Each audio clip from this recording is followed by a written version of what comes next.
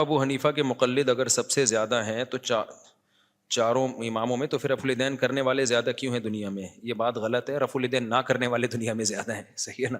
پورا بنگلہ دیش کی آبادی، انڈیا کے مسلمانوں کی آبادی، پاکستان کی آبادی، پورا افغانستان، ایران میں جتنے حنفی ہیں، اور یہی آبادی بہت کراس کر جاتی ہے 1 ارب، تو خالی انڈیا، پاکستان، بنگلہ دیش، برما میں گیا ہوں، ٹوٹلی 100% مسلمان فقہ حنفی کو فالو کرتے ہیں، ایک بھی ایسا نہیں ہے جو غیر حنفی ہو۔ یہ سب وہ جگہ جہاں قدیم اسلام آیا۔ اسی طرح میں بخارا گیا، سمرقند گیا، ازبکستان گیا، پھر ترکی ٹوٹلی حنفی ہے، الا یہ کہ بارڈر جو شام کا، پھر شام میں آدھے حنفی ہیں آدھے شافی ہیں۔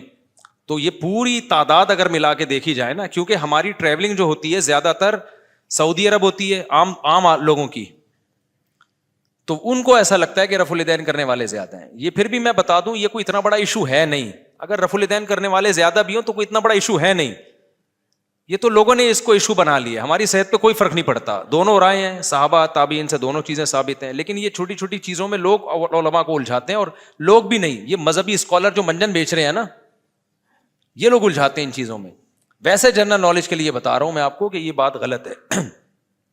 اچھا، ایک جگہ میں نے کہا نا کہ 50% سے زیادہ لوگ امام حنیفہ کو فالو کرتے رہے ہیں، تو اتنی بڑی امت گمراہی پہ جمع ہو سکتی ہے۔ کسی نے کمنٹس کیے کہ 50% ہونا کوئی حق کی علامت نہیں ہے، اکثریت کا ہونا۔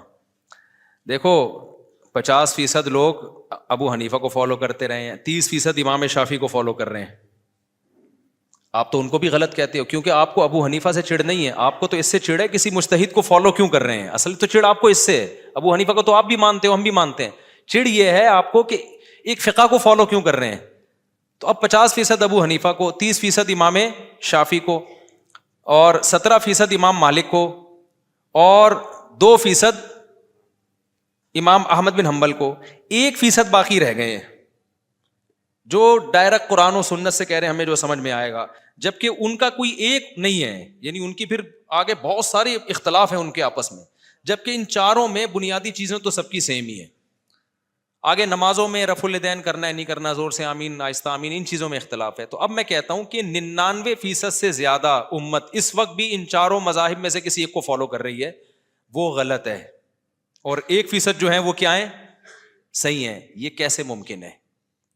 جبکہ یہ 1% بھی اب ہیں۔ اگر آپ صدیاں اٹھا کے دیکھو گے نا، یعنی آج سے 100 سال پہلے جاؤ گے اور پھر آپ پیچھے جاؤ گے، تو جب سے یہ چاروں فقہ مدون ہوئے ہیں تو 99.99999% لوگ چاروں اماموں کو فالو کرتے آ رہے، 0.00001% ہوں گے جو کسی کو فالو نہیں کرتے۔ بلکہ ایسا بھی زمانہ آیا ہوگا کہ آیا ہے یقیناً کہ 0.01% بھی نہیں رہے، ایسا بھی زمانہ آیا۔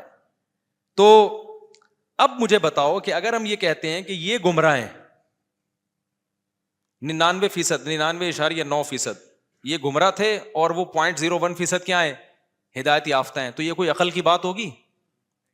یہاں یہ کہنا کہ اکثریت کو معیار نہیں بنایا جا سکتا، یہ بات غلط ہے۔ اس امت میں جو اہل سنت والجماعت ہیں، جو قرآن و حدیث کو حجت مانتے ہیں، ان میں اکثریت کی رائے کا اعتبار ہے۔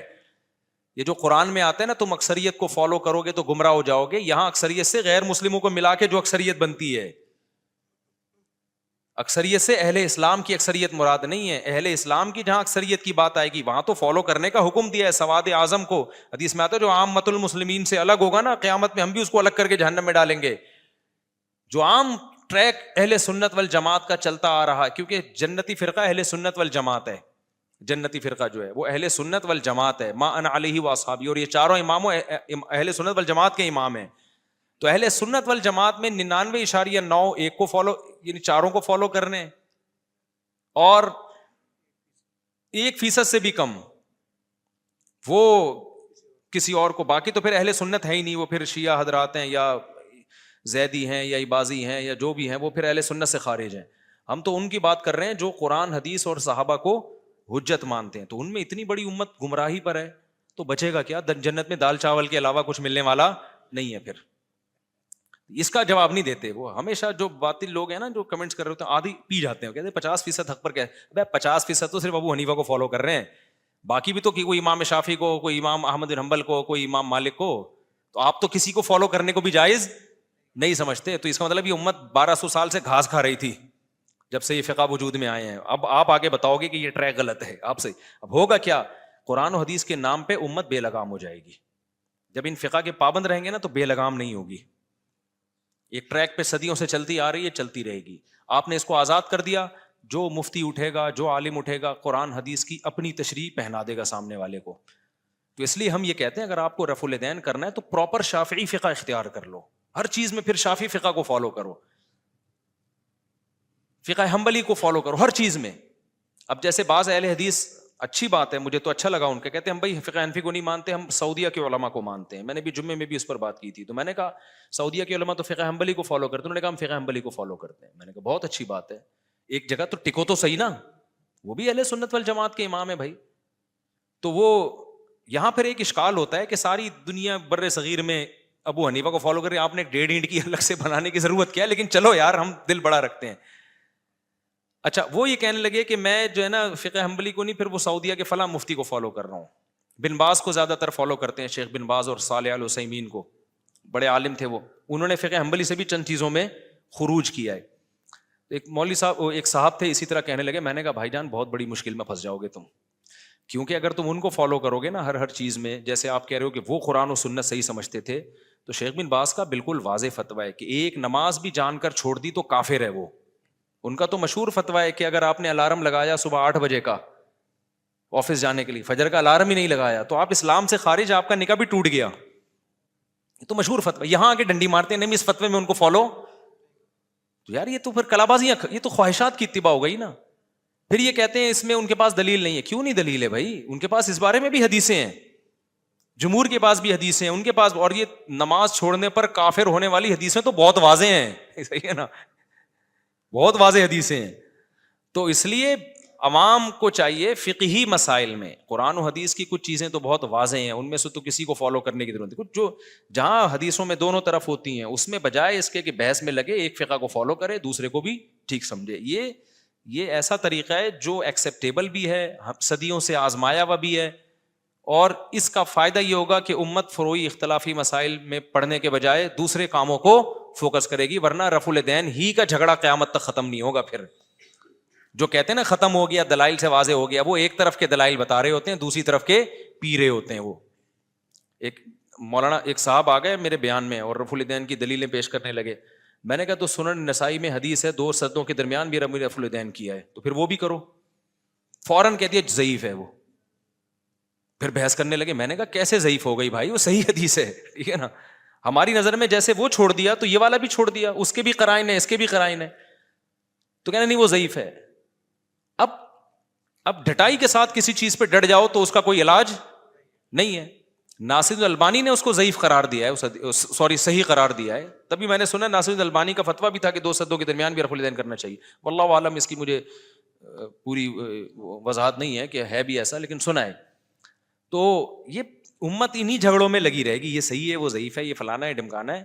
اور یہ وہ لوگ صحیح حدیث کو ضعیف کہہ رہے ہوتے ہیں یا ضعیف کو صحیح کہہ رہے ہوتے ہیں جن کو علم اصول حدیث کی الف بے بھی پتہ نہیں ہوتی, نہ ان کو تدلیس کا پتہ ہے, نہ ارسال کا پتہ ہے. ایک نے لمبی پھینک دی, میں نے ایک حدیث پیش کی, میں نے کہا یہ دلیل ہے, کہہ رہے یہ تو مرسل حدیث ہے, اور مرسل بالاتفاق ضعیف ہوتی ہے.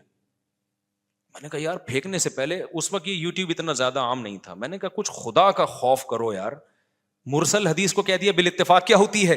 ایک تو پوری بحث ہے کون سی مرسل قابل قبول ہے, کون سی مرسل کہتے ہیں صحابی تابعی کی کو حذف کر کے تابعی جو ہے نا صحابی کا نام حذف کر کے ڈائریکٹ نبی سے حدیث پیش کر دیں, تو صحابی کو بیچ میں سے انہوں نے کیا کر دیا, حذف.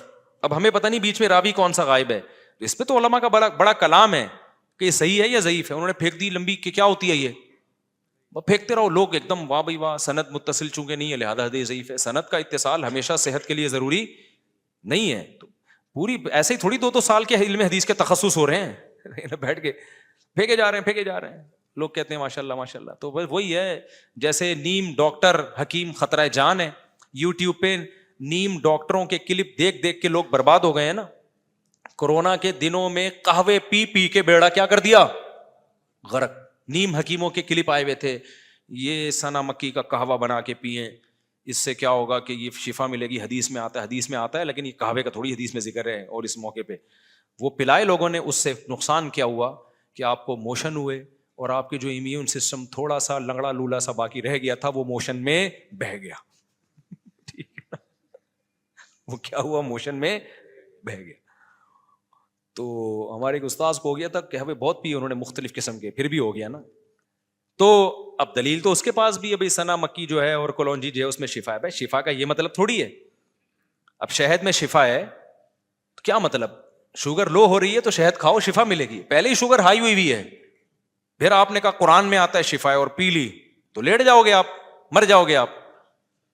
سمجھتے ہو کہ نہیں سمجھ, ہر چیز یہ تو سائن ہے, علامتیں ہیں. اب شفا کیسے تو ڈاکٹر بتائے گا, جو ماہر حکیم ہے تجربے کار حکیم ہے وہ بتائیں گے. تو جیسے انڈ شنڈ, اور میں نے دیکھا یوٹیوب پہ جو ایکسپرٹ ڈاکٹرز ہیں نا ان کے ویوز کم ہیں, جو پھینکو ہیں ان کے ملینز میں جا رہے ہیں, دے تنادن جائے جا رہے ہیں. تو عوام چاہتی ہے کچھ نئی چیز لاؤ مارکیٹ میں.